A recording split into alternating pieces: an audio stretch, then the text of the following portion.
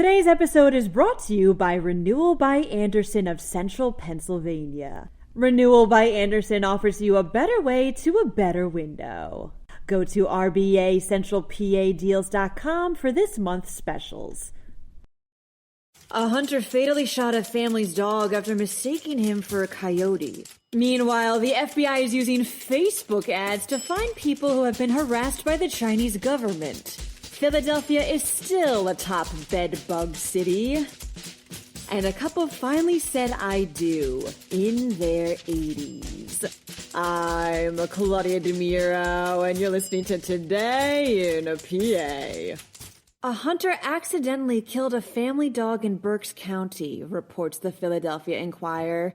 The State Game Commission said after the incident occurred how the hunter had mistaken the dog, an 8-year-old Malamute mix named Hunter, for a coyote, prompting him to shoot the animal in the stomach. The dog died before his owner, Chris Heller, could get him help. According to Heller, afterward, he had brought both Hunter and his other dog, Freya, for a walk that day on trails owned by the Reading Area Water Authority when he came upon a group of hunters.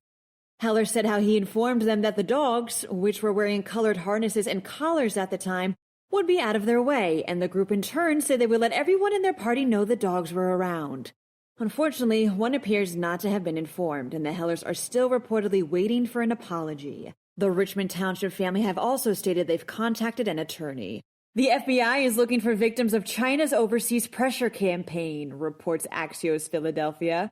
And they're doing this by using Mandarin language ads targeted at Philadelphia Facebook users. The agency is using these ads to find anyone who's experienced any kind of harassment, digital or physical, by malicious government actors who use such tactics against any Chinese expats advocating for things like democracy. They're also seeking out anyone that's been cyberstalked or extorted.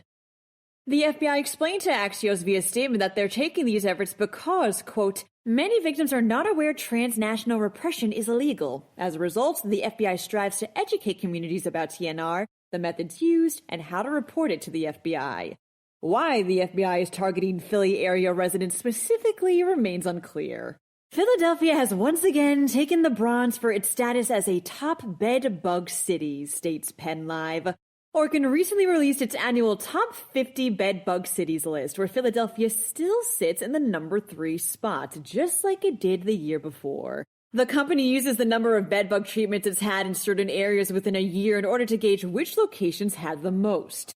The two that beat Philadelphia in second and first were New York and Chicago, respectively. Carol Bowiak and Lee Harshberger finally tied the knot in Luzerne County a couple of weeks ago at the ages of 85 and 89, says PennLive. Both widowers, the two met when Carol placed a personal ad in a newspaper back in 1995. Almost 30 years later, they said their I do's at a Laurel Run church in front of their kids, grandkids, and great-grandkids. Says Lee, quote, it's a big step, but it's the right step. I'm over at her place most of the time.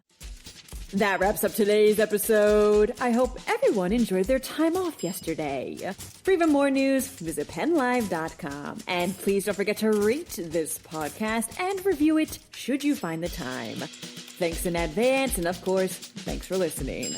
I'm Claudia Dimuro, and I'll be back again tomorrow for another episode of Today in a PA. Today's episode is brought to you by Renewal by Andersen of Central Pennsylvania. Renewal by Andersen offers you a better way to a better window. Go to RBACentralPADeals.com for this month's specials.